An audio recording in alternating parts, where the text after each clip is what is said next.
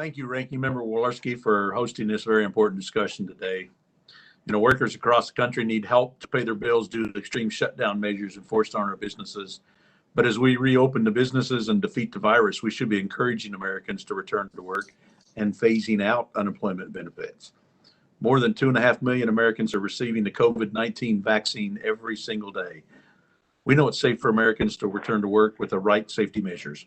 Instead, the government policies are discouraging a full reopening by allowing some to make more money on unemployment instead of returning to work. We should help those who need a safety net while encouraging a safe return to work. This is an ineffective use of taxpayer money and is going to significantly slow down our economic recovery. Unfortunately, a lot of small businesses in my district in Kansas are feeling the negative impact of these inflated government benefits. Today, I've invited Phil Hayes, Vice President of the Arnold Group, a human resources company helping businesses across South Central Kansas.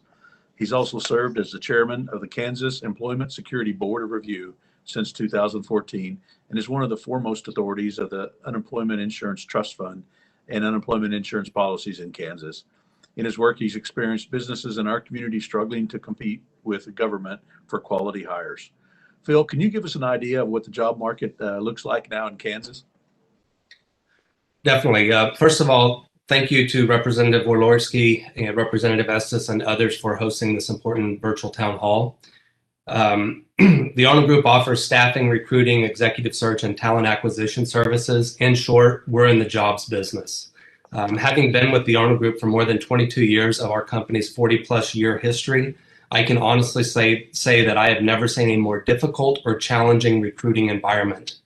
I've engaged with lots of business owners and clients that will attest that recruiting is more difficult today than it was pre-pandemic.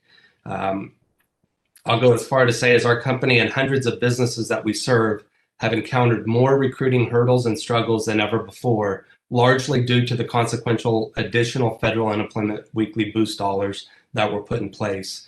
I know some of the previous guests had indicated some of the dollar amounts once you add the boosted dollars and their state benefit levels. When the $600 was in play in Kansas with our maximum weekly benefit amount, it was north of $27 an hour or close to that 54,000 annualized wage base. And so having private business compete with the government on a wage perspective like that has been extremely challenging. Although the benefit has now been reduced and cut in half to $300, it still presents significant challenges for us. At this very moment, from checking this morning, there's more than 50,000 plus job openings in Kansas listed on just a single job platform or recruiting platform. The Arnold Group alone, we have more than 300 job openings available as of this morning.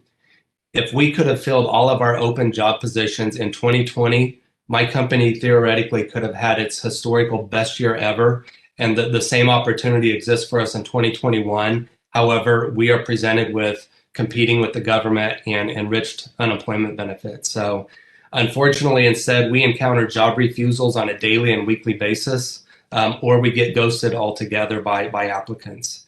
It's absolutely discouraging that UI claimants are incentivized so richly that businesses are forced to consolidate shifts or close production lines altogether.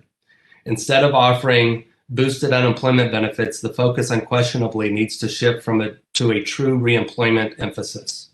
With that in mind, I'm happy to report that we're introducing that very initiative in the state of Kansas on a statewide basis, and we look forward to the impact of such a positive program that will have on our state. I'm really excited to maybe connect with Alex Adams and finding out maybe more of the details of what they've done in Idaho.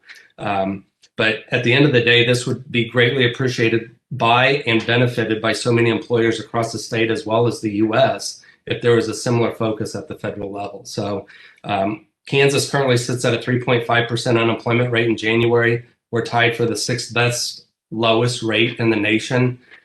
Based on local unemployment statistics, there's roughly 52,000 unemployed or individuals that are not attached to the labor force. And when you couple that with the 50,000 jobs that are available in our state, there's a distinct mismatch there. And we're not providing the right focus to re-engage and open our economy to the fullest potential that we can. So with that, I thank everybody for the time and opportunity, and I look forward to the Q&A piece here shortly.